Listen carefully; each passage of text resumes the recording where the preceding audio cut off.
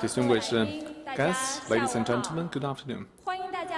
Welcome to 5G Inspiring New Value for Industries Summit hosted by Huawei.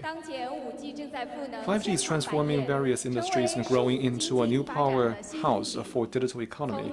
It is propelling digital modernization across traditional sectors in energy industry, in port, power grid, and 5G is creating value in all the industries. So the participants will share their insights on the application of 5G and how 5G will unleash new value in the industries and transform the industries. Let's now put our hands together to welcome to the stage Mr. Yang Chaobing, President of Huawei Wireless Network Solutions.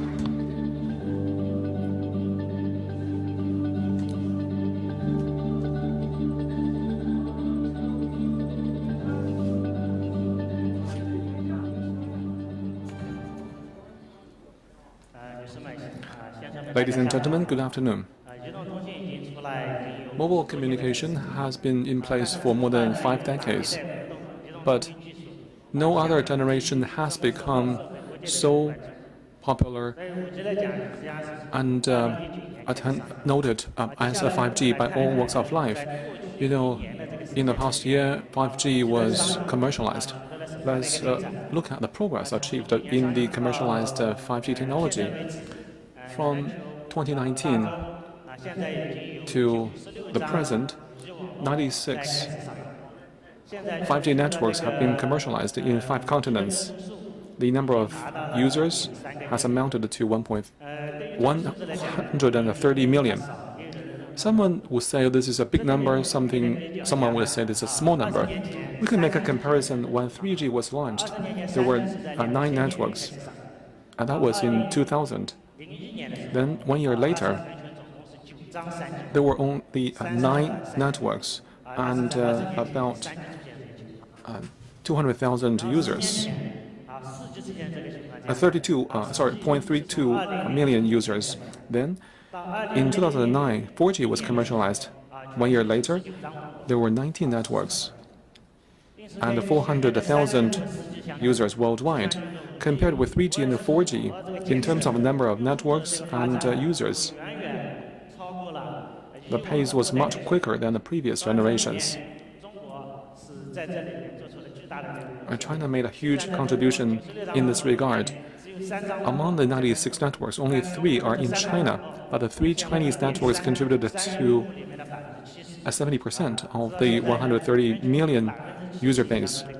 That means more than 70% of the 5G users worldwide are in China.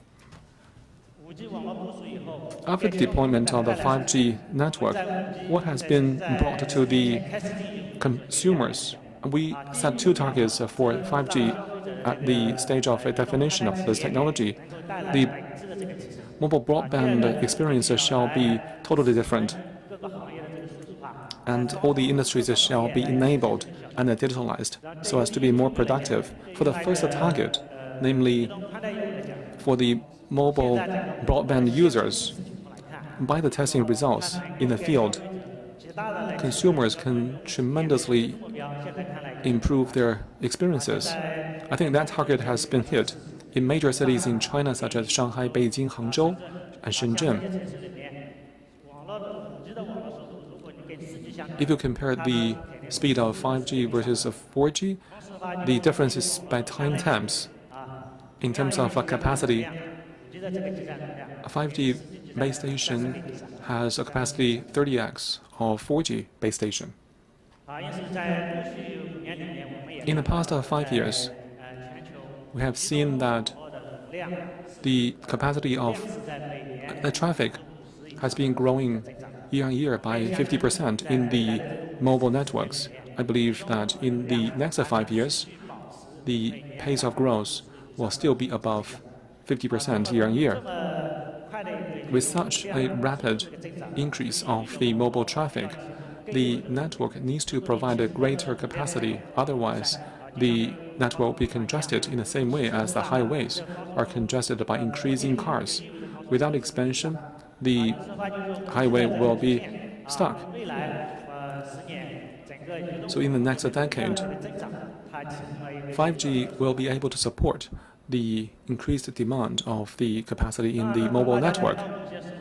When people talk about the 5G, we may wonder what 5G is. You ask 10 people, you will get 10 answers. Everyone has a 5G in his mind. Someone talk about the 5G as of this year, and someone else conceive 5G in 3 or 5, 10 years. This year, 3 years later, and 10 years later, 5G will be very different. Although 5G has been commercialized, that doesn't mean 5G technology will stop evolving. In the next 10 years, iteration and evolution will continue. In the triangle on the left, you can see that in 2010, when ITU defined 5G, the 3 targets were set: eMBB, MTC, and URLLC. In the first commercialized version of 5G, only the top one was accomplished, namely eMBB has been realized. And the international standard was complete at the end of 2018. But the other 2 targets at the bottom of this pyramid has not been accomplished. 3GPP announced that in June this year, a version was launched, but it will not be locked until the end of this month. For the IoT connections, by the pace of standard setting, the standardization will not be complete until 2021. But ITU set the 3 targets 10 years ago. Are they still sound? We don't believe entirely so. So we believe that apart from these 3 targets, given the experience we have had in the past few years with users and carriers, we believe that 5G technologies need to develop further. For example, for the industrial market, the big uplink capacity is very important. Currently, the 5G network only resolves the downlink demand. The uplink capability is going to be the key for the future. In the industrial market, high definition or high precision positioning is also an urgent demand. Even for consumer market, how can we actually support XR Pro? In the evolution of 5G, that is an answer that needs to be addressed. V2X also requires improvement in even more aspects. So in the next 10 years, 5G evolution will keep evolving, maybe to 5.5G. More than 700 companies are participating in the standard setting for 5G. They are working together to innovate on the 5G standards and technologies for the future. For different industries, some organizations have been set up, like 5G AA for V2X, IRA for the application of 5G in manufacturing. The main mandate of these organizations is to figure out the needs of their respective industries and input such industrial demand to standard-setting organizations so that their needs and solutions can be reduced to standards and perpetuated. In the next 10 years, we believe that for the industrial connections, there will be a process from absence to presence. Private connections were basically cable-based, but in the future, they will be mostly wireless. So from absence to presence, connection will evolve in this natural way. In the past 20 years, around the world, many companies have done a lot of attempts.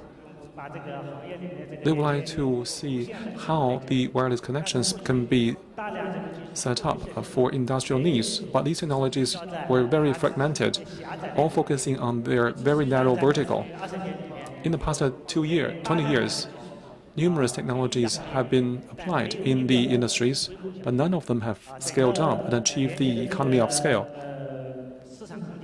So the market is only like $1 billion per year. Depending on such size of industry, it is impossible to get everything connected. But in the mobile industry, we're talking about the biggest market of wireless connections. The magnitude is trillion-dollar business. Only by relying on the mobile industry can we have the size big enough to enable the sound connections and achieve the economy of scale. For the various industries, which have their own respective pain points, if each of them sets up a standalone network, and that will not be affordable, because the size of an industry is definite, but there are 7 billion consumers, so the 2C market is large enough. So how can the industries make the most out of the scale of mobile communication industry and share the same network across industries and enable their digital transformation? That is a question confronting all the industries. Leveraging the size of carriers worldwide and a unified infrastructure, slicing can be made to enable the industries to think big. But the various industries have their own needs. In 1865, the UK enacted a Red Flag Act. Because of the process of the chariot drivers, the speed limit was introduced for automobiles. So it was also required that there must be 3 persons driving this car. So there must be one waving a red flag in front of the car, and the car shall not overtake that flag-waving person. And the similar things also exist in the various industries. In the course of digital transformation, if the industries fail to, work on their productive and managerial protocols and processes and business models, if they cannot decisively re-engineer what they do, they will not be able to achieve digital transformation.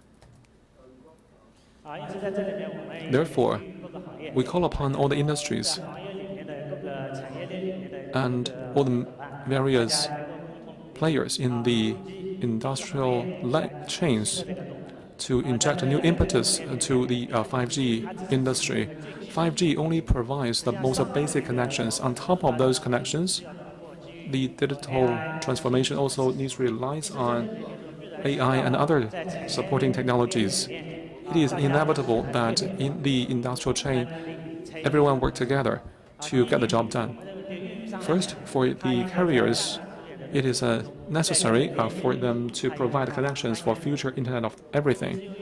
They need to play this crucial role. Only the carriers have the ability to maintain the network. Wireless network is different from the wired network because more capabilities will be needed for the O&M. And only by slicing the infrastructure of the carriers and the serving industries can the economy of scale be achieved. Second, for the device vendors, it is also needed to continue the innovation and evolution to unleash the capabilities of 5G to satisfy the needs of the industries. The capacity of the network is still below the requirements of the various industries. Every 1 or 2 years, a new version will be introduced to the standards. However, for equipment vendors, more innovation is necessary. Third, for the industrial customers, they need to embrace the upcoming changes, review their business and production processes and managerial protocols so that 5G can be fully integrated with industries. If you don't change your production basis, even if you use 5G, not many major changes will happen. And the regulators also need to adapt themselves. For the wireless communication, spectrum is prominent. So how can the spectrum be allocated and distributed, and how they can be coordinated worldwide to achieve the economy of scale. If the regulatory policies do not reconcile with each other, that target cannot be achieved. If 5G is used for autonomous driving, if regulation cannot meet the needs of autonomous driving, it will never come true. Finally, I would like to quote Jack Ma: "Stay true, stay focused." Now for the future digital transformation, we are filled with worries and how and where 5G will unfold. I think we are worried. As long as the participants of the industrial chains can actually do a good job in what they do, we'll be able to accomplish an intelligent world featuring Internet of everything. Thank you, Mr. Yang Xiaobing, for your wonderful speech. Please be seated. We believe that through the concerted efforts of different industries, we will be able to accelerate the adoption of 5G in industries. The next speaker will be the Executive Deputy General Manager of Hunan Valley Xiangtan Iron and Steel Co., Mr. Yu Weigang, and he will talk about leveraging 5G for smart Xiangtan Iron and Steel Factory.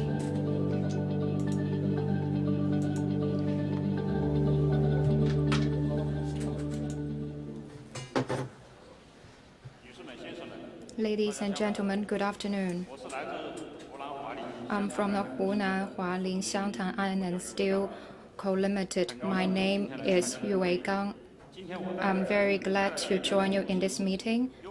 Today I will talk about leveraging 5G for smart Xiangtan Iron and Steel Factory. In a steel making industry, we are not known for making use of ICT technologies. Our company is in Xiangtan, Hunan Province. Our company was established in 1958. Through our effort,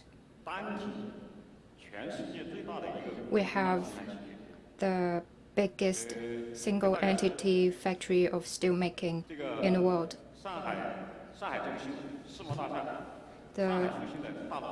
This building we are right in uses the steels from our company.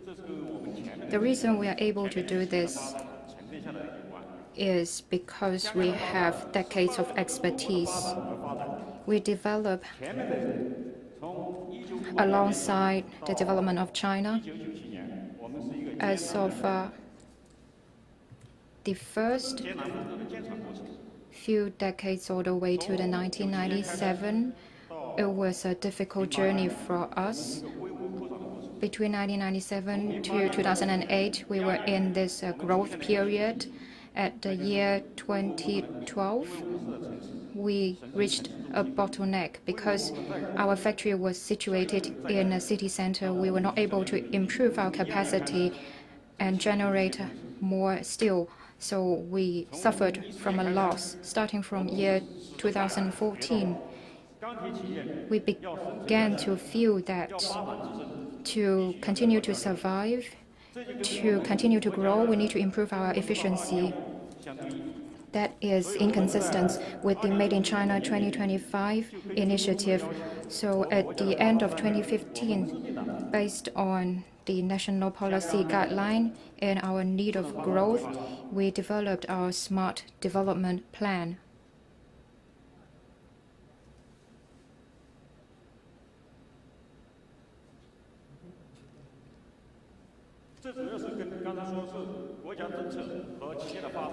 Like I said, we are guided by the national policy and we also have the need of growth.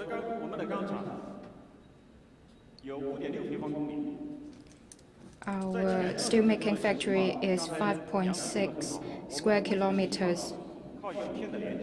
In the past, we only used a wired connection, so we made use of some ICT technologies, but it was in a fragmented manner. Like I said, we only used wired connection, so there were a lot of data silos. We could not enable smart manufacturing. How to turn the ore into the ladle into the steel products. We needed to connect those silos of data in the process of manufacturing, which was not very efficient. Thanks to 5G, we have a very good platform for connectivity. By using 5G, we want to facilitate the process of improving efficiency and also make the work more dignified. That's why we proposed building a smart steelmaking factory. Our goal was very well defined. First, we want the machines to talk. The second, we want the machines to run autonomously. The third, we want the workers to work with more dignity. The fourth, higher efficiency. When we talked about 5G, people didn't understand what 5G can bring to the table. So we use these few sentences to capture the objectives. Actually, we have some quantitative targets as well. When we say we want the machines to talk, we mean that using 5G connectivity, we can reduce the accidents of equipment and machines. Before year 2015, every production line will have machine failures for 10 times, every time 24 hours. And we want to improve the availability of those machines. And then also, we want to reduce the safety hazard in the working environment. We want to give the workers a better working environment. And we don't always need the workers to be there. We can reduce the attendance time by 30 to 40%, and also we want to maximize the efficiency of our company.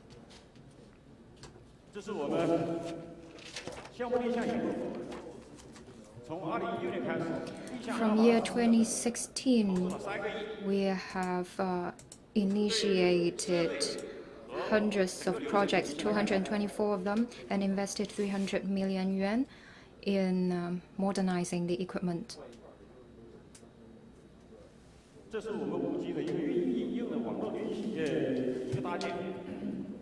This is the architecture of our 5G network. I've talked about 4 objectives, and let me give you some examples. What does letting the equipment to talk mean? We need the equipment to send its status of operations to the mobile terminals over 5G. For the inspection of equipment, in the early days, we needed to do it manually. We need people to do inspection on site. Now, through the sensors and the communication modules, we install the sensors on the equipment directly, and the data is sent to the database directly.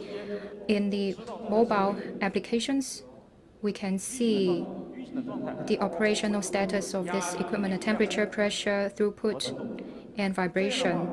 In this way, we don't need the worker to inspect the machine. In the old days, we need them to do that twice a day. Now we can do the inspection several seconds once. So this can improve the inspection efficiency. That is one of our use cases. And this page is about autonomous operation. We use telemetry and the connectivity to have the machines operate on their own. So this machine is not manned. It operates 24/7.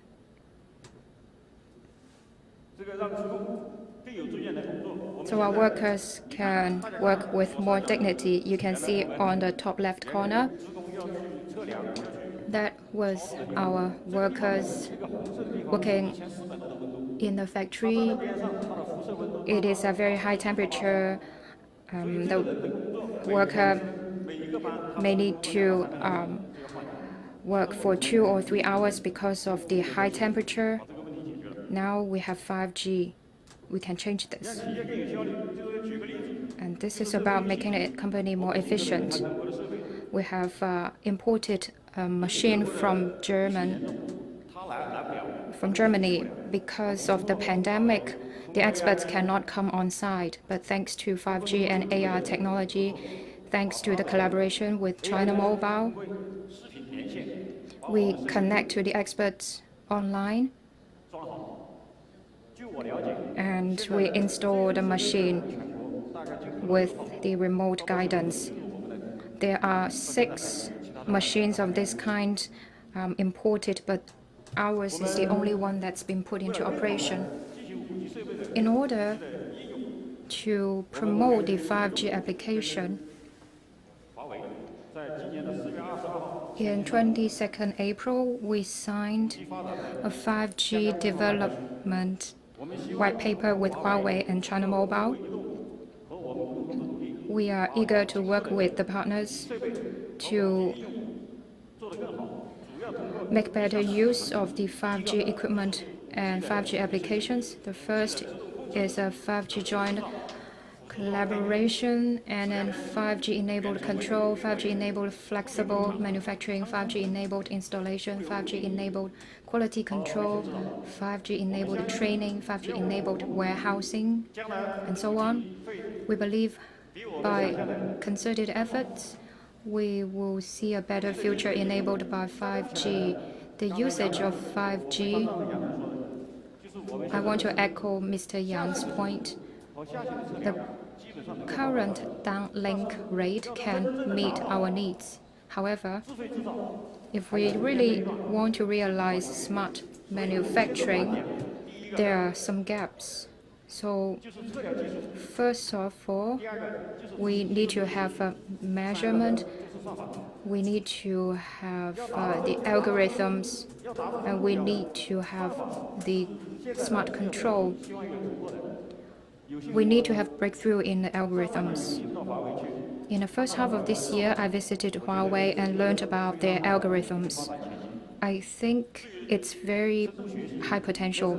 And for deep learning, that is also a very sophisticated level of smart manufacturing. I believe with the collaboration, we will enjoy a brighter future. Thank you.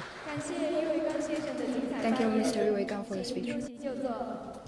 Please be seated. Indeed, your company has used 5G to improve the level of informatization, intelligence, and made your company a happy and intelligent company. Next, I would like to invite Mr. He Chengfa, Deputy General Manager of Anhui Conch Group Co. Limited, to share with us the practice and application of the 5G construction in Anhui Conch Smart Cement Factory. Distinguished experts and guests, good afternoon.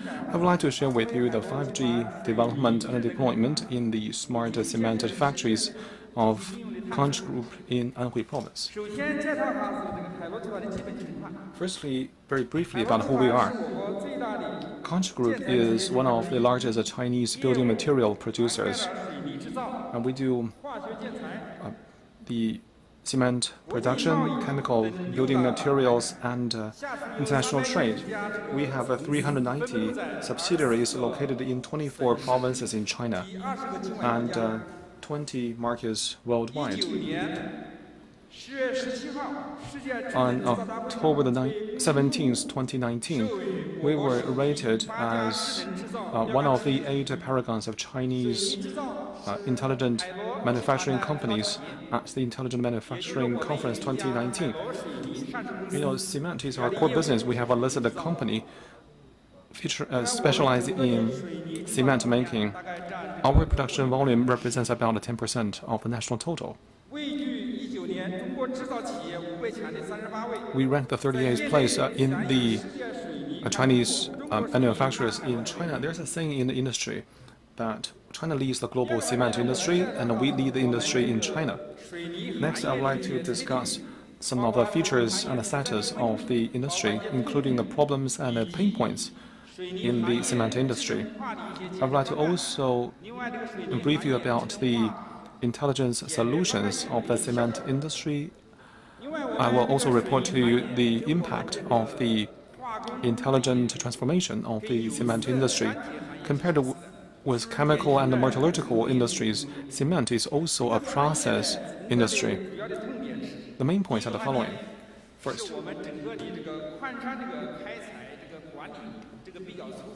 the mining management is still not sophisticated, and in the process-based manufacturing, most of the operations are still manual and vulnerable to human factors and influence. Our quality control so far mostly rely on human intervention in terms of sampling and testing and controlling. So that involves a long cycle and delay of intervention. Some of the work environment and workplaces are very exhaustive for workers, like packaging for cement and the mining and the transportation processes at the mining area are all very tiring and hazardous for the workers. So these are the four main pain points for the industry. To address them, we have used AI, 3D simulation, informatization, 5G plus AI, and focus on the dynamics of our production, management, safety, logistics, marketing, and other core processes, and focus our efforts on smart manufacturing and guarantee our operation with O&M, so that we develop an end-to-end smart factory. By introducing intelligent systems to the cement factories and upgrade our facilities, we can achieve the following. First, our resource utilization rate is enhanced. We actually use minerals to produce cement. And by upgrading our facilities with intelligent technologies and better control the mining process, our resources can be better utilized. And we can also save energy. 70% of the energy we use is coal and power, and we can save a lot of them. And we also enhance our labor productivity a lot. These are about the impact we have achieved. Next, I would like to discuss the development of our smart factories to address the pain points and the reality in our industry. In 2016, we kicked off the development of smart factories. In 2018, in Chuzhou city of Anhui province, there is a cement factory which has been transformed into a smart factory end-to-end.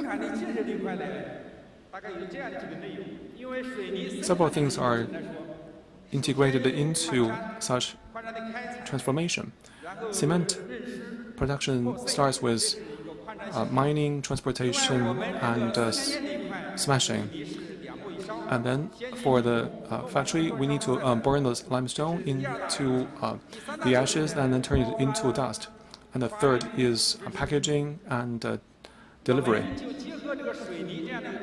So this is the process that we use to produce the cement. Then we factor in the characteristics and develop a production platform. It includes four things. The first is digital mining. In our mines, the operation, quality control are all managed by the digital system. So quality control, feedback, dispatching of the vehicles are all automated. The second system is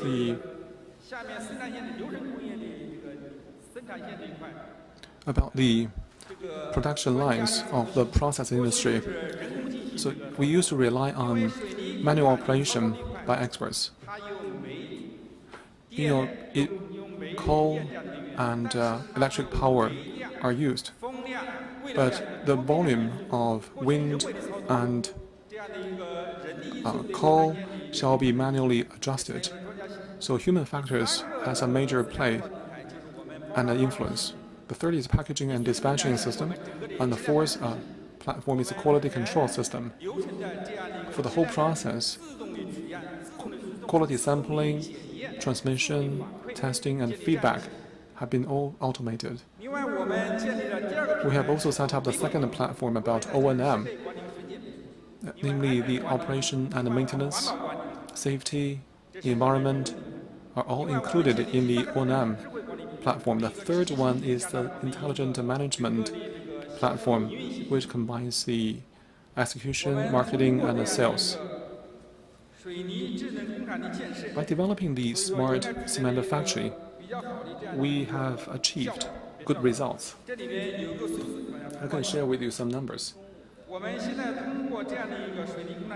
By developing the smart factory, our energy consumption can be reduced by 2%, and labor productivity up by 20%, resource utilization by 4%.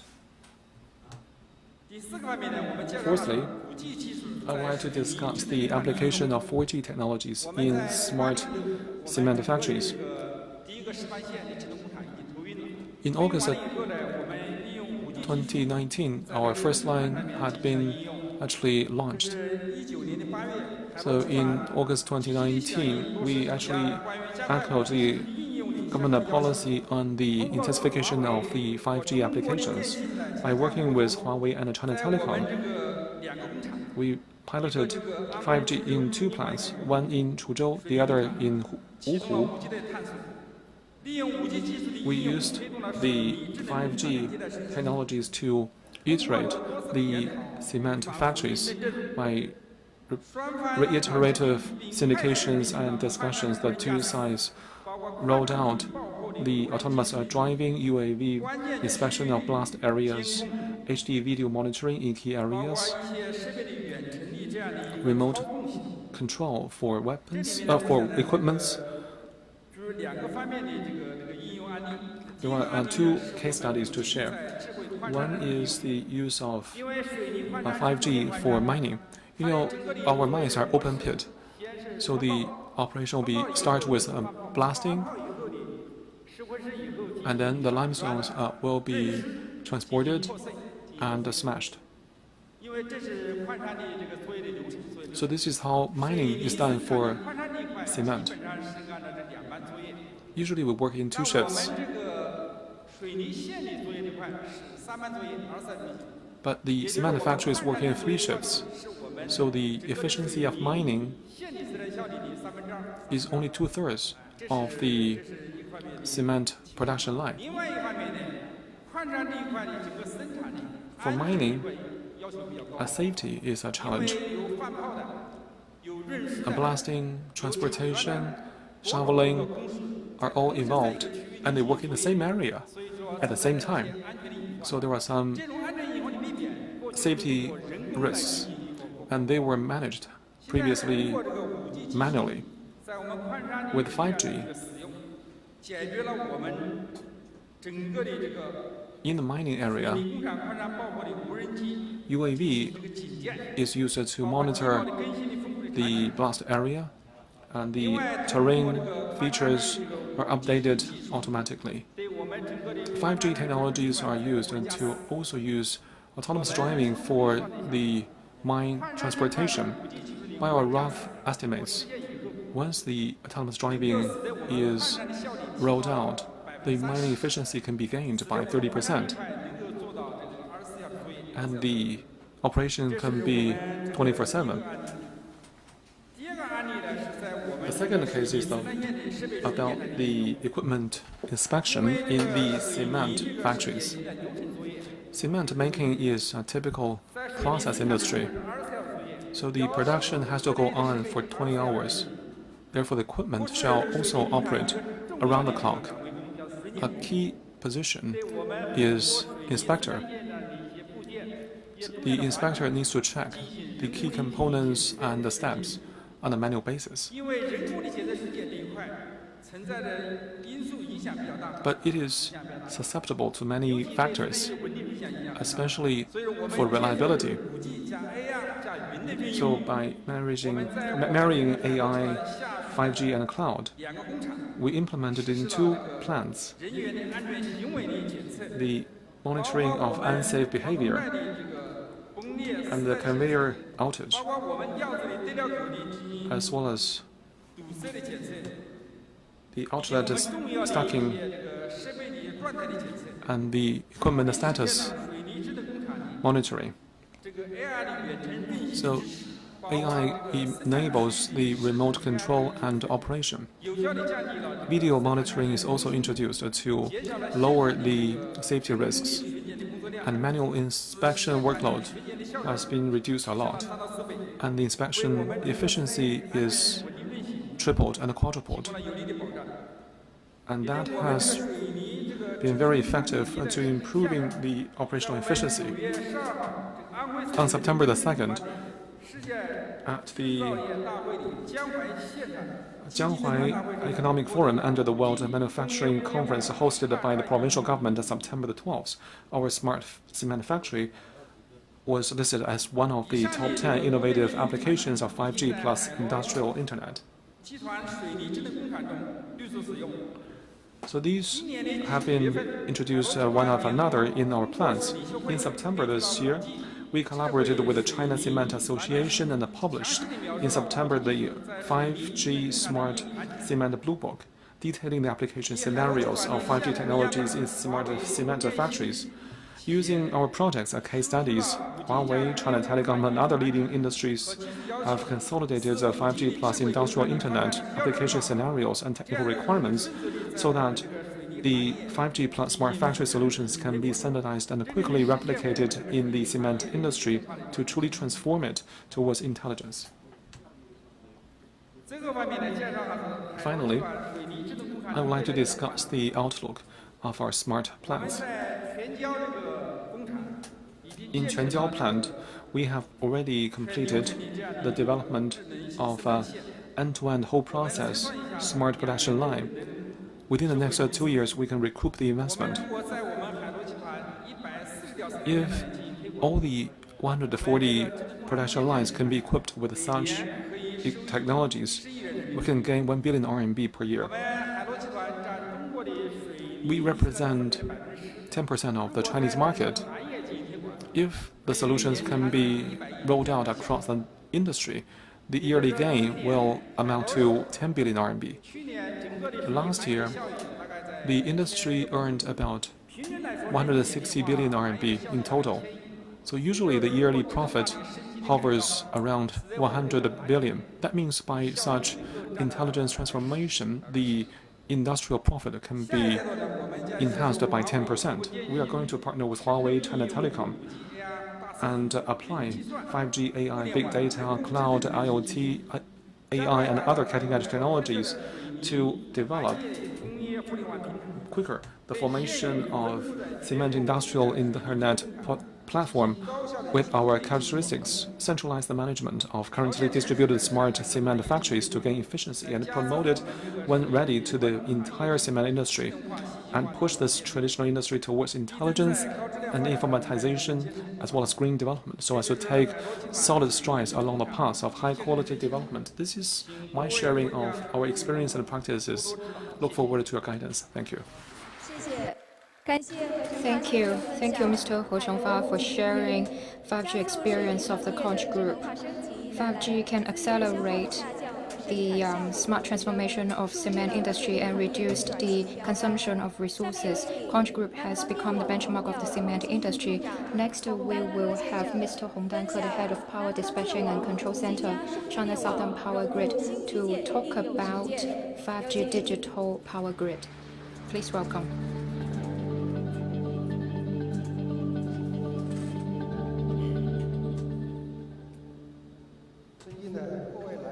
Distinguished guests, good afternoon. I'm Hong Danke from China Southern Power Grid. I'm honored to share with you the experience of applying 5G in China Southern Power Grid's new infrastructure initiatives. Let me briefly introduce our company. It was founded on December 29, 2002, as the result of China's power provision system reform. And so we provide electricity for the area including Guangdong, Guangxi, Yunnan, Guizhou, Hainan provinces. And also we are open power grid, so we also have a connection with the power grids in Vietnam, Thailand, Myanmar, Laos, and other countries. And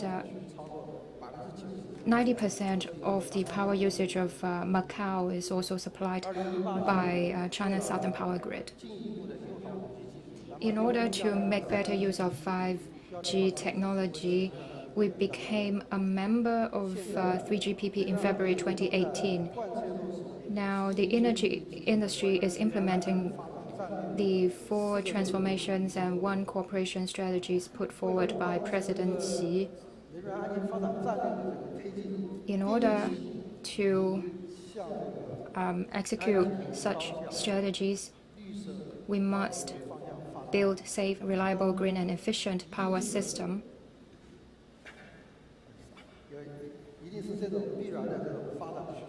This is the inevitable trend. In order to follow the trend, as a traditional company in a traditional industry, to transform ourselves, we must adopt digital. Since May 2019, we proposed the idea of digital transformation, and we proposed the upgrade of our company and has treated digital transformation as one of our strategic paths to growth.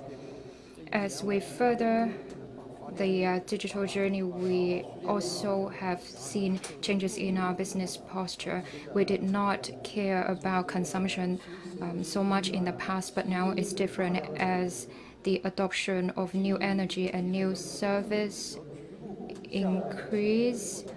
So we need to expand the ICT technologies to all domains, from backbone to endpoint, and this will put higher requirements on communications. In digital transformation, communication is the foundation, and it cuts across all the domains in the power grid operations.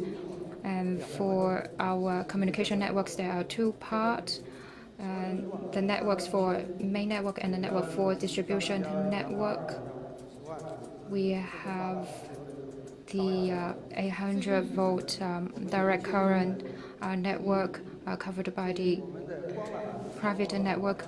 We have more than 250,000 kilometers of optical cables, which covers all the substations, the offices, and customer service centers. And for the distribution network, we mean the network under 4,000 volts, and the coverage for this part is relatively weak. In order to solve that, since 2018, we worked with China Mobile and Huawei to bring in the research into 5G application. In 2019, we completed the validation, and we plan to have commercial application in 2020 and 2021. In terms of top-level design, what kind of 5G virtual private network do we need? How carriers deploy their network? How do we deploy the control plane and the user plane? What is the optimal solution? How to have the redundancy and the backup for the NE? And what are the management issues we need to take care of? We have in-depth communication with carriers, and now we have some agreements already. And in terms of network slicing, we have a very active exploration.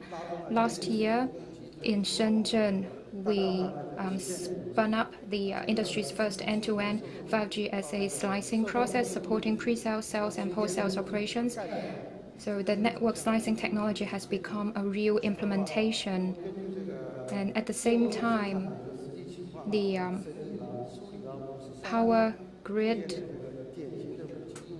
has 53 typical use cases as we have identified. I will introduce these use cases covering transmission, transformation, distribution, and consumption. Currently, we have a total length of transmission exceeding 300,000 kilometers. 60 to 70% of our asset is the transmission cables. So to manage them well is something critical to us. So we use 5G and AI and infrared detection to make better use of the technologies. In the past, a lot of the cables were deployed in very inaccessible areas. Now, if we use the 5G remote inspection, it's more efficient and safer. In terms of transformation, we have more than 7,500 substations. Most of them are unattended. However, the stable operation of power grid needs to be assured based on the safer operation of substations. There are a lot of use cases like the patrol robots, drones, and the robots in the equipment room, application supported by 5G enabled HD video backhaul, and all these can improve the efficiency of maintaining and the substations, and the efficiency has improved by 2.7 times, as we have noticed. And for the distribution network, it has always been our weakness because it has covered a very wide area. So it's difficult to cover the area with the optical fiber. There are 30 distribution room where we make the exploration, and we use the 5G enabled clock syncing mechanism to support the differential protection mechanism. Now that we have 5G, we can reduce the outage time.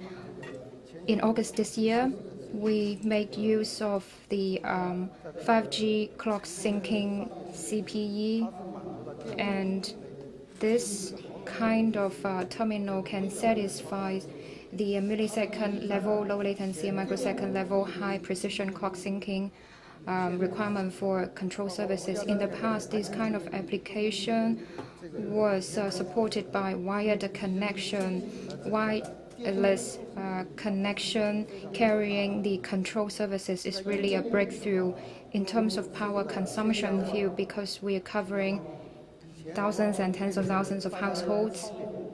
So metering has become a troublesome task, and we need to do the metering twice a day. And you only pay the electricity bill once a month. You don't know how that data is generated. But actually, as we go further in the digital transformation, we require the metering to happen every 15 minutes. So one day there will be 96 metering. And so after the meter data collection, we can enable a lot of applications. We can see on the phone the price at the peak time, and so I can adjust when I use the electricity. So this is like a dual direction interaction. So this is really a useful application. As we use 5G in the power grid in the last 3 years, we have identified a lot of benefits, including the efficiency boost in production operations. In the Shenzhen Power Bureau, we already use 5G in the power generation, transmission, and consumption, and we look forward to more usage of 5G. Please watch this short video.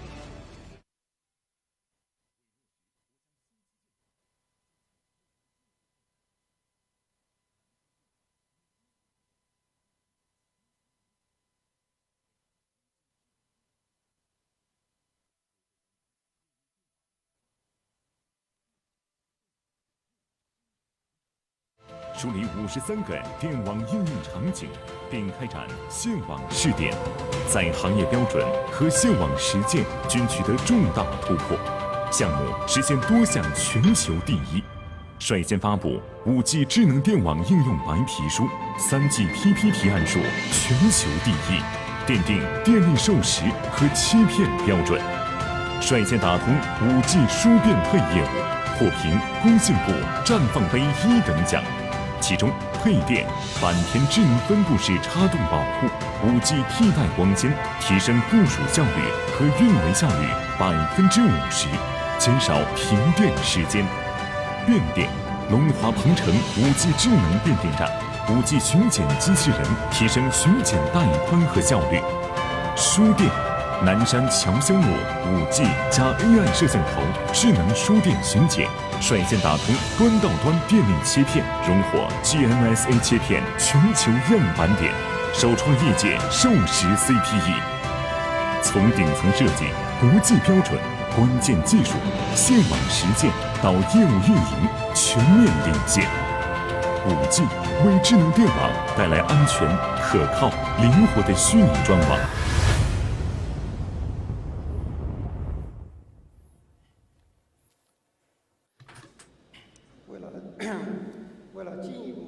To further promote the use of 5G in our grid infrastructure, we work with China Mobile, and we plan to build a 103 square kilometers 5G demonstration area covering the scenarios of power generation, transmission, transformation, and distribution. The technical validation has almost been done in 2019, so we have confidence in the technology. We still need time to do some business validation, and through that, we can cover them and see what will be the real benefit, and we will complete the demonstration of 50 use cases in that Nansha area in Guangzhou. And also, through this initiative, we can have a better understanding of relevant issues. For example, the cybersecurity issue, because we're using 5G for the power grid control, so it's critical for us. The power grid is a critical national infrastructure. We cannot have a virus and hacking on the power grid, which lead to outage. So we need to have the assurance that 5G is secure to be used on the power grid. Now there is no authoritative body to give us that assurance. So we hope that in this Nansha demonstration initiative, we can find the answer.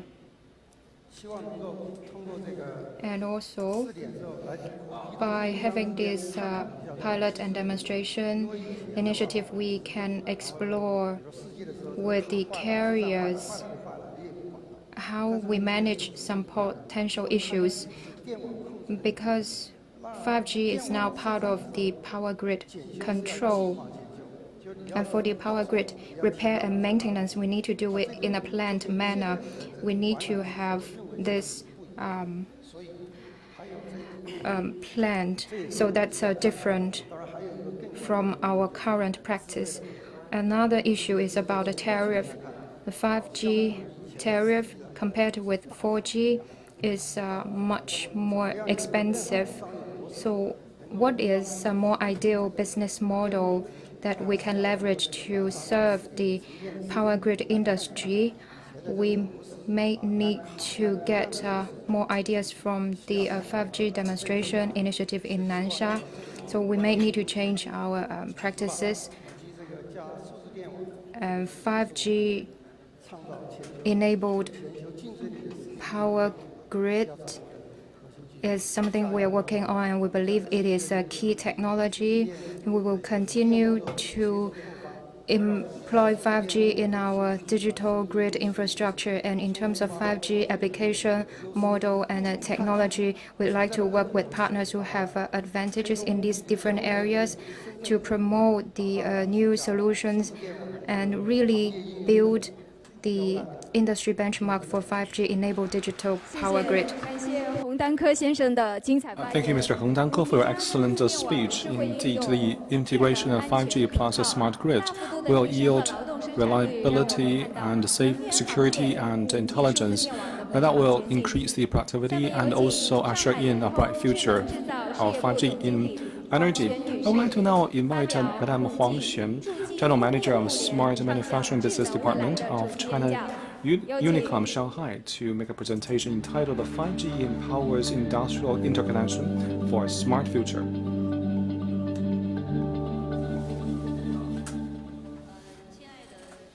Ladies and gentlemen, experts, leaders, it is my true privilege to share with you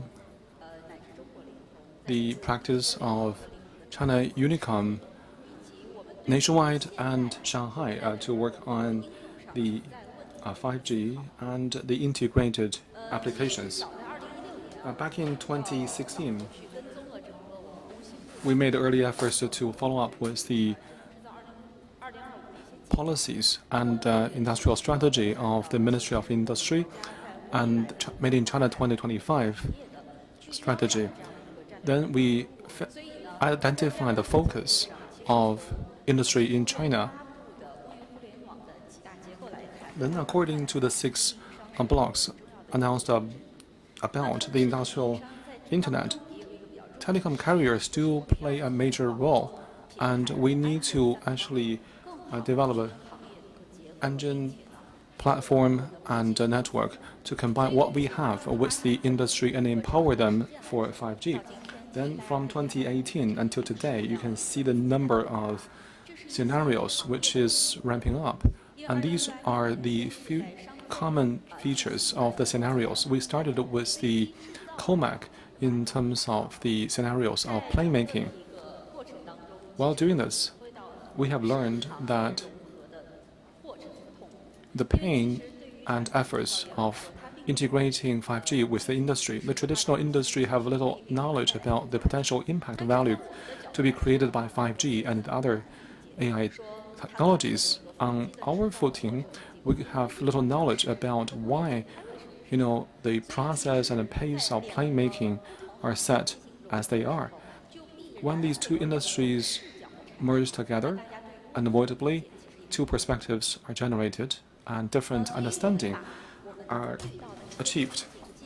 Then the scenarios are consolidated to find the common features. We've found that these scenarios all heavily rely on 5G. For example, in terms of collection and awareness, we see one example why Wi-Fi or Zigbee or MB could not work. So that is a question raised by some leaders. Indeed, many technologies can do the job, but once you plan and design a scenario per the target value, you will see the number of connections will no longer be supported by the current technologies. As Mr. Yang said at the beginning, different people look at 5G by different time horizon. This year, 3 years later, or 10 years. So if you like to target at the future stage, you will find that your future needs cannot be met by the current technologies. The requirement and reliance on latency is another example. We found that the downlink capacity is very important for many of the industrial cases. AR, VR, and MR also are very demanding for high traffic and spiking traffic. So 5G can actually provide good solutions for cost, efficiency, and quality and security. So we have to be a future-proven. And we cannot simply be complacent with what we have now. And we cannot resolve problems only with the minimal cost.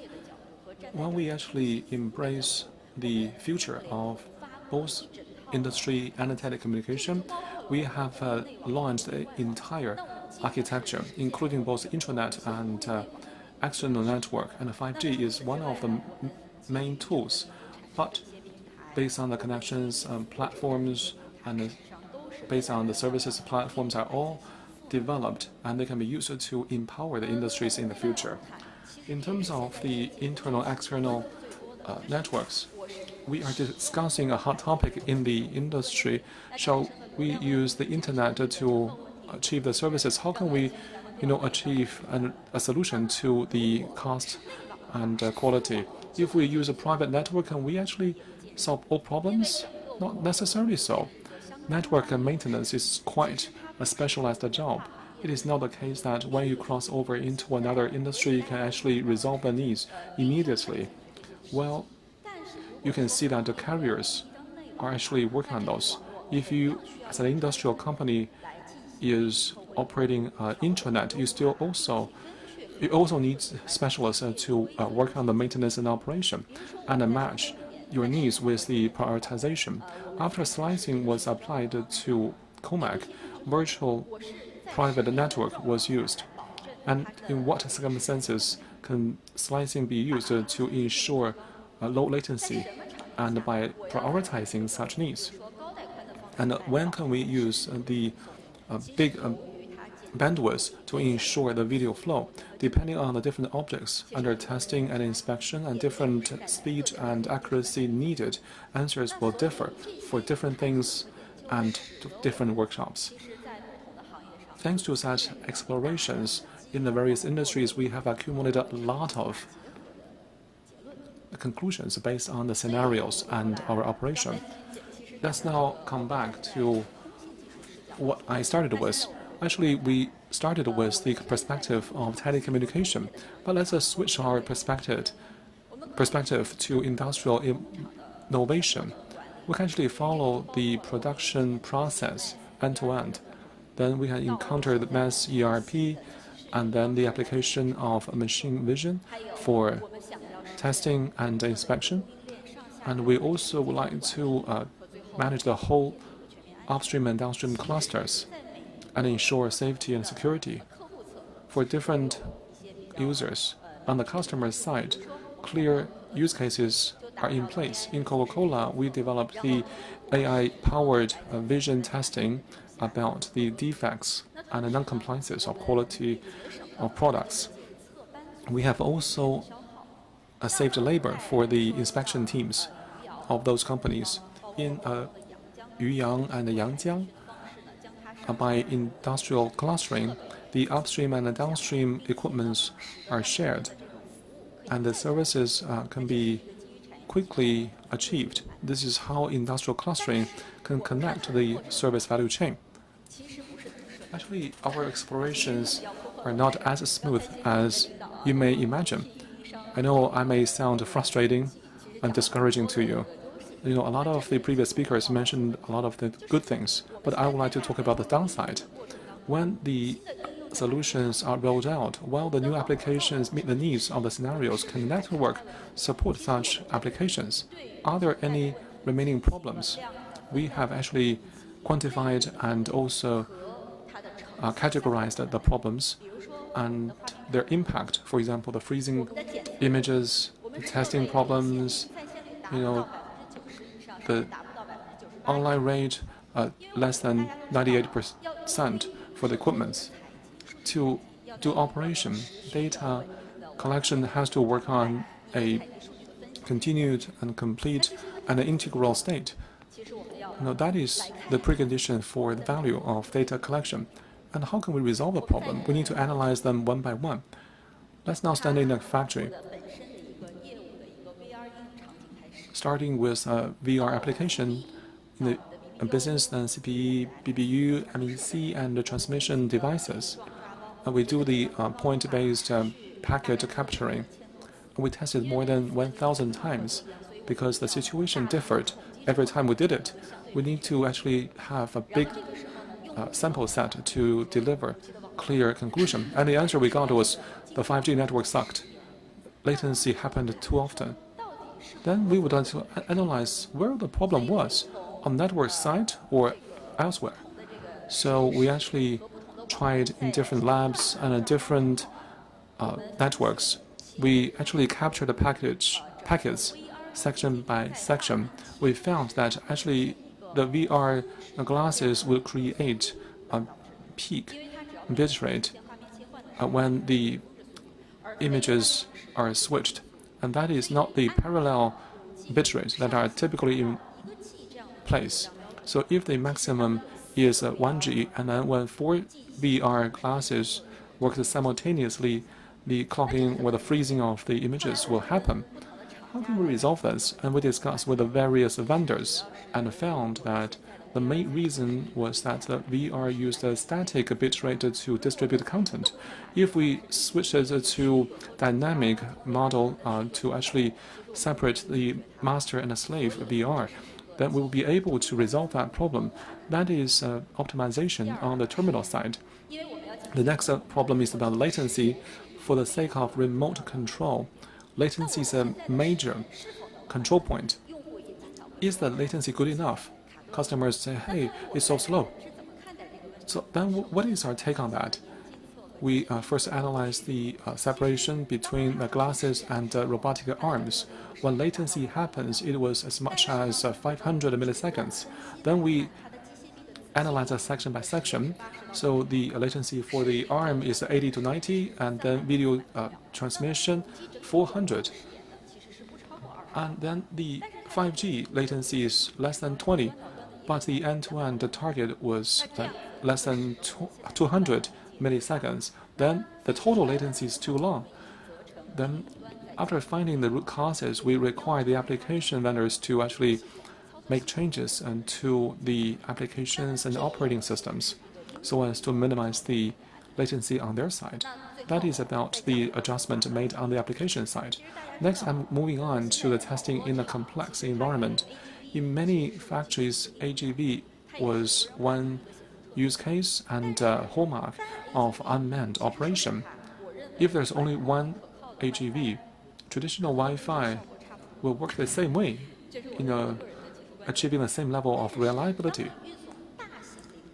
But once you move a large part, you need to have the coordination among multiple AGVs. And the corridor may not meet the needs of large AGVs. You need multiple AGVs to work in concert.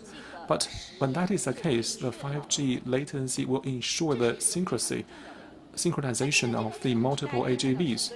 In this workshop, which is rectangular in shape, if you know wireless communication, you have to have two cells, separate partition. Then there'll be two problems. One is the mutual interference among different cells. The other is the handover on a continuous basis. When we make phone calls, such handover is tolerable. But in 5G, so if you would like to use AGV coordination, such latency is intolerable. And that is beyond the toolkit of traditional carriers. Then we use a different cell partition model, 3.4 for AGV and 3.5 for other calls. So that is customized network planning. So such solutions reveal to us that when 5G empowers the whole industries, it is not network that can solve all problems. Industrial networks tend to be proprietary and customized, and it has to be also exclusive. And in the network, the operation must be stable, and you need to design the different categories of each business, and the applications must be able to quickly respond. So from an industrial perspective and a network planning perspective, I believe we are actually doing something of the total optimization of planning, construction, maintenance, and business. That relates to a question raised earlier. So carrier is not actually working on the operation of such an exclusive network in the same way as a public network. To address the needs of both suppliers and users, the challenge is huge for the whole industry. Have we resolved so many problems that I mentioned? We are doing that.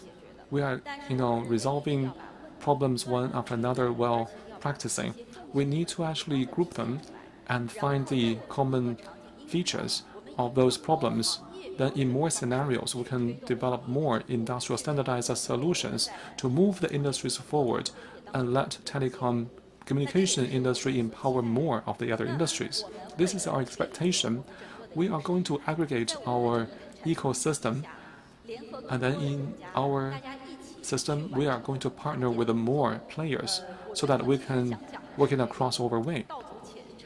This is a long and arduous journey, but as long as we work on it continuously, we are going to hit the destination. We need to actually take stock of our experience and explore how 5G can prosper with the industries through the various scenarios.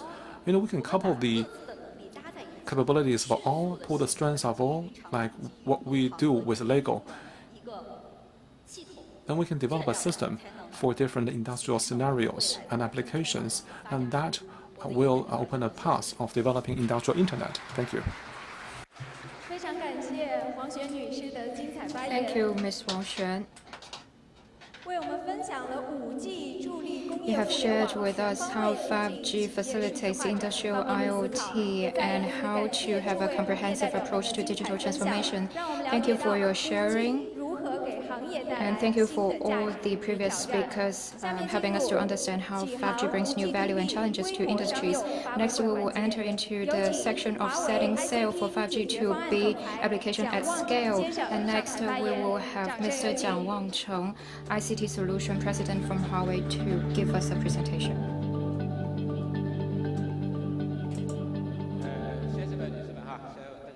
Good afternoon, ladies and gentlemen. I'd like to talk about the ideas and thoughts we have in promoting 5G to the industries. We first need to take a look at the 5G network, and in the first presentation, Mr. Yang Chaobing already gave us some ideas. And for the capabilities of 5G currently is EMBB, the mobile broadband capability, and the capabilities are not enough. How to use these capabilities to enable the industries are important. This is what we are discussing with carriers, hardware partners, software partner, and industry customers. And here we can see some examples. And leaders from the steelmaking, cement, and electric power industry have shared with us some use cases.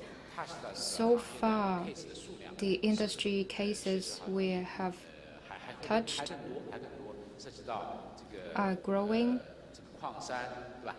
And we see also cases from education, mining, healthcare, and government.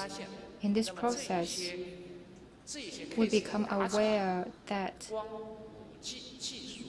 these use cases cannot be successful with only 5G. 5G is a connectivity technology. Although it is much better compared with 3G and 4G, but it is not enough to satisfy the need for digital transformation in industries alone. So here we have the concept of 5 engines, 5 enabling engines, including AI, cloud, computing, and industrial applications. Connecting all these engines, we can better support digital transformation. And in the previous topics, we have seen this idea. So connectivity is not enough. And by using connectivity, you start to concern about the data security of, for example, MEC. You start to think about using edge intelligence and a cloud. So these engines will need to work together. And these are the new ICT technologies for the new era. And if we really want to use 5G to enable the success of industries, there are 2 important roles here, carriers and the enterprises. What is the role of enterprises? They need to improve their efficiency, reduce cost, and they need to see the value in this process. That is their driver. So when we look for the use cases, we also target the pain points of enterprises. Solving those pain points are their essential need. If we only treat the technology adoption as a hype or as a show, then we will not achieve anything solid. Like I said, carriers also have an important role to play, especially in building the network. Like the speaker from China Unicom said, carriers need to provide support in network construction, planning, operation, and a business. And also the exploration into working business model is important. So that's also something contributing to the digital transformation of carriers themselves. And here I'd like to share with you 3 observations.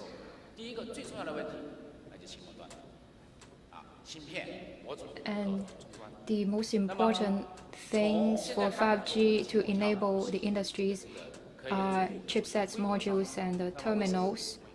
Now we can say that the 5G to B application can be deployed at scale.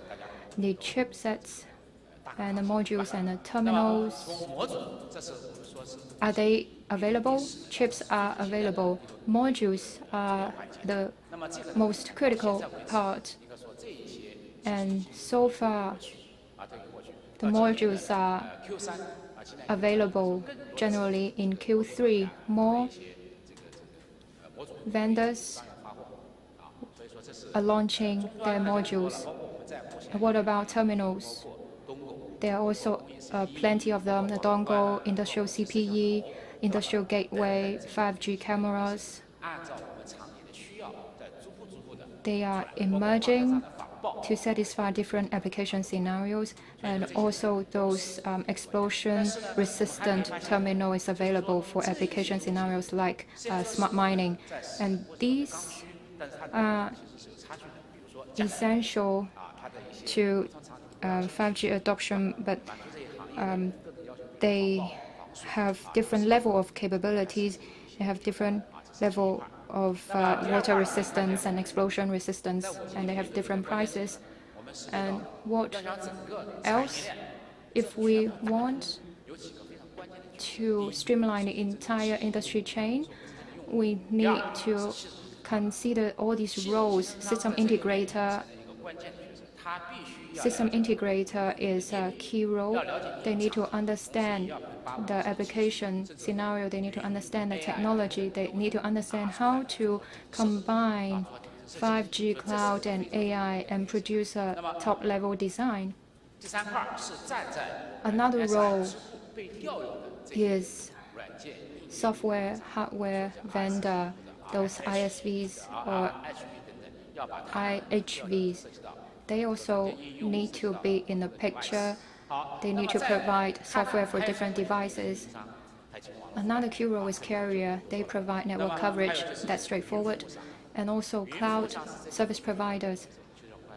They are also an essential role. Cloud is one of the engine. Cloud is related to edge cloud collaboration. Another role is a user, so you can see every one of them needs to have their unique contribution. And for pre-sales, how do we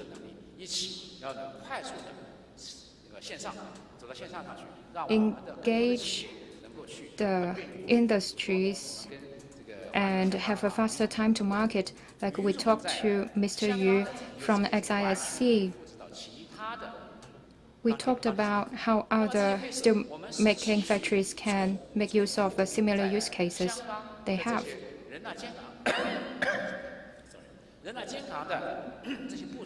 These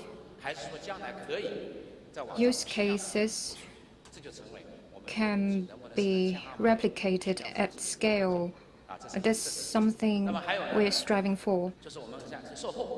And for the post-sales, how do we help carriers have faster delivery and have easier O&M? So these self-service platform for enterprise customers are also important. So like I said, the different roles need to make their due contribution.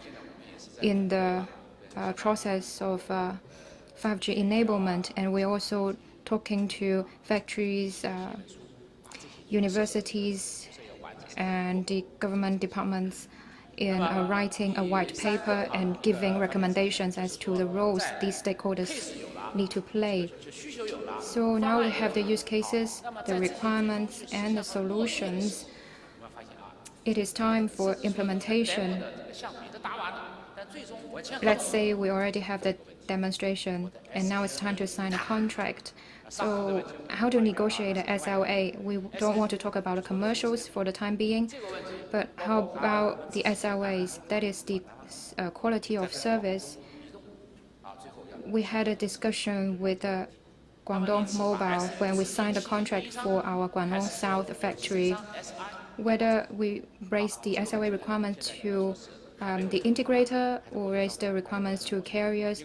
There is no fixed answer. We're still exploring. So this shows that when we provide 5G to different industries will have different requirements on the device and on the SLAs. And on the network side, there needs to be a reliable solution with link protection. So we are also glad to see that the China Academy of Information and Communications Technology is doing research into the industry requirements. So we will have Ms. Li Shan to share with us more details later. So for me, I will just share this brief information with you. Thank you. Thank you, Mr. Jiang Wangcheng. 5G 2B application has started deployment at scale. Is usable, reliable, and available. 5G 2B infrastructure is the foundation for industry digitalization. Next, we will have Ms. Li Shan from China Academy of Information and Communications Technology to share with us the industry requirement research report on 5G end-to-end slicing SLAs. Hello, everyone. It is a great pleasure to share with you the industry requirements of 5G end-to-end slicing SLAs. I want to thank Mr. Jiang for the kind introduction.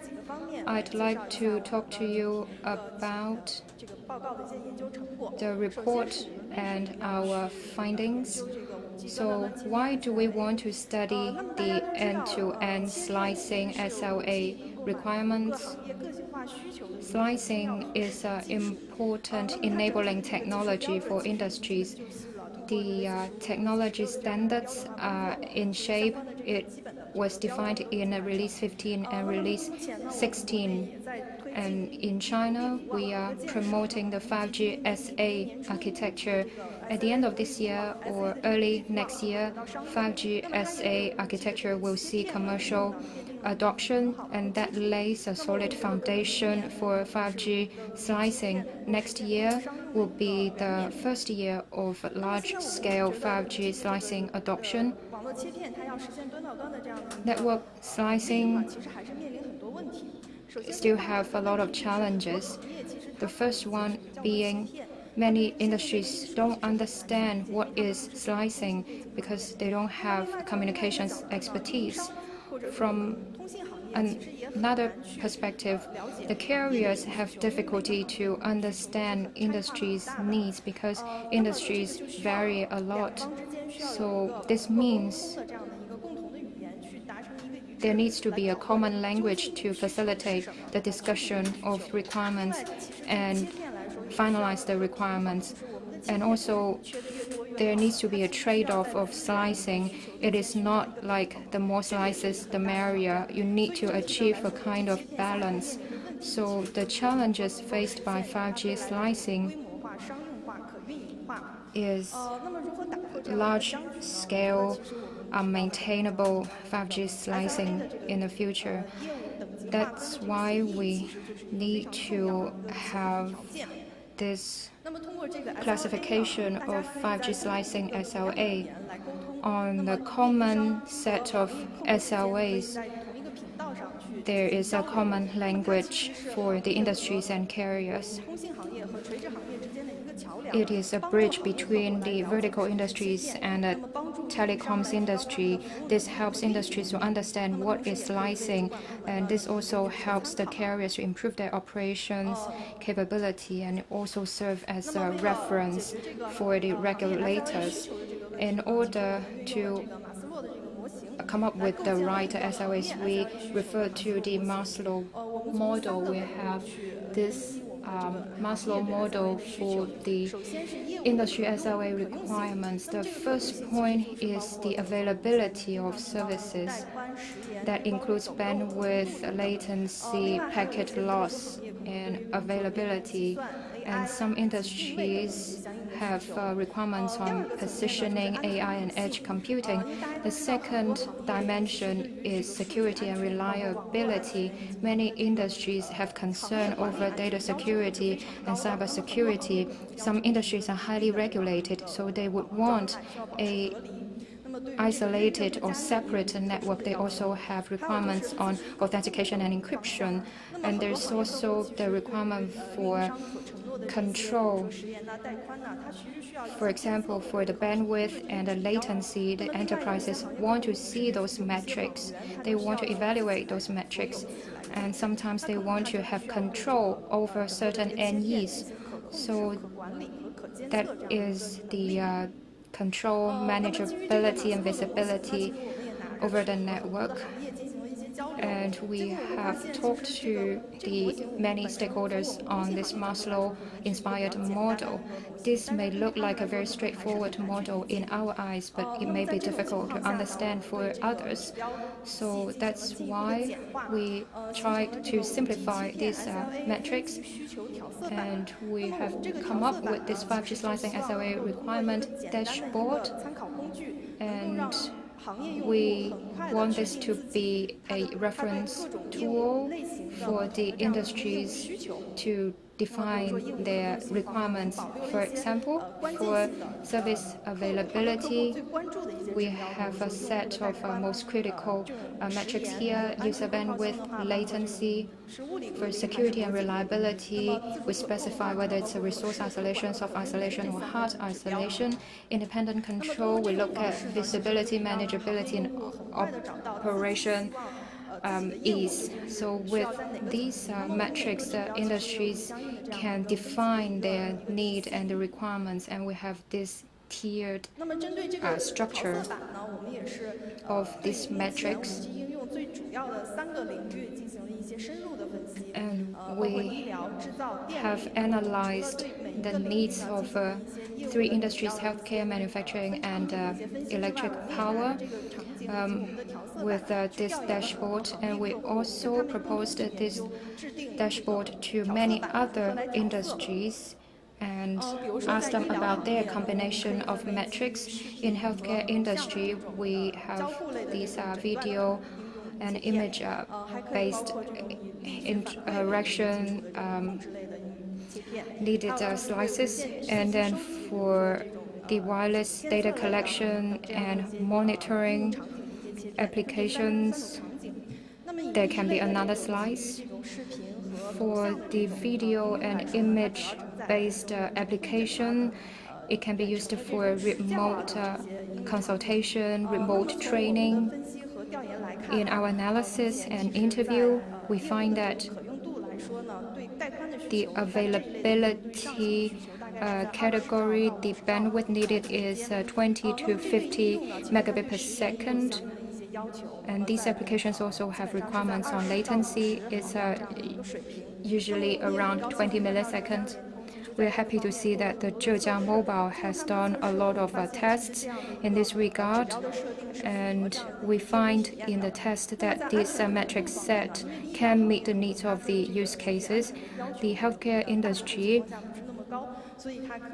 don't have very high security requirements, so they can have this logical isolation. In terms of independent control, healthcare industry may not have many talents for managing and maintaining the ICT infrastructure, so they would only require visibility. But for the power industry, for the security, independent control, they are more demanding, and that's also a result of their having more talents to manage these things. So every industry can use this dashboard to custom-make their SLA requirements.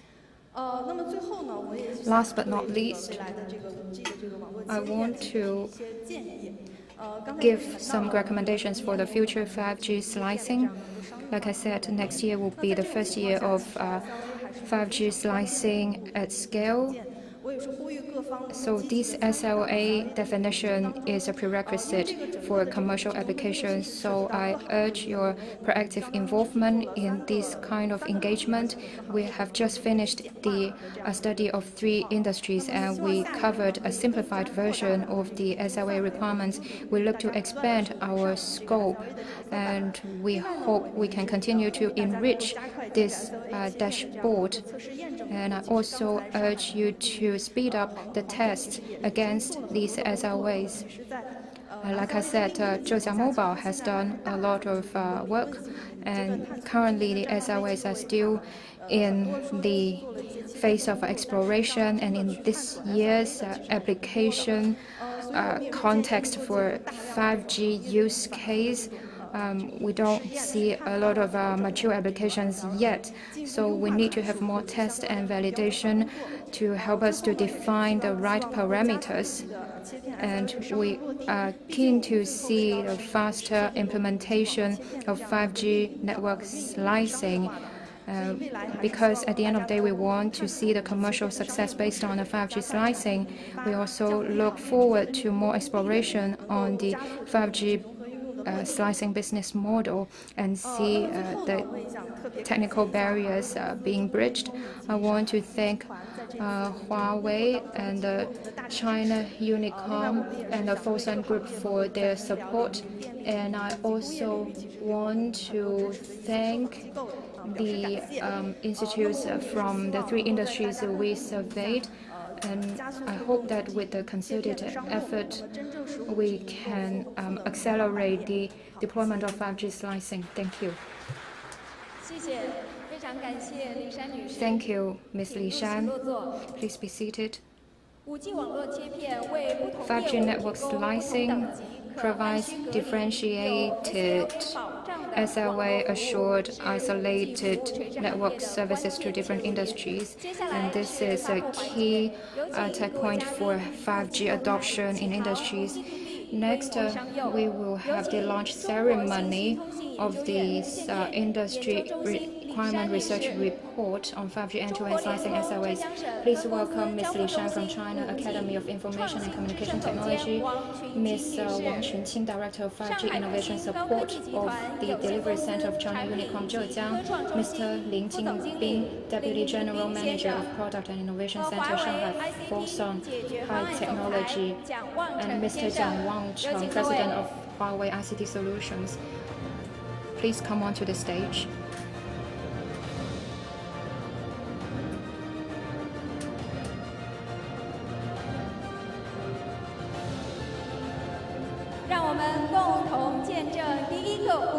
We will witness the launch of the first industry requirement research report on 5G end-to-end slicing SLAs. Please put your hand on the launch column. 3, 2, 1.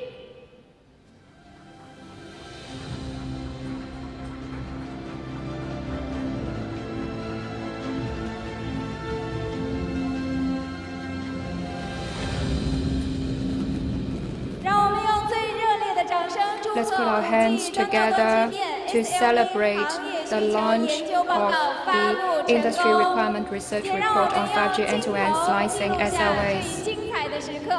And please stay with us as we try to capture this moment, and you can also scan the QR code on the screen to download the report. Thank you, guests. Please be seated.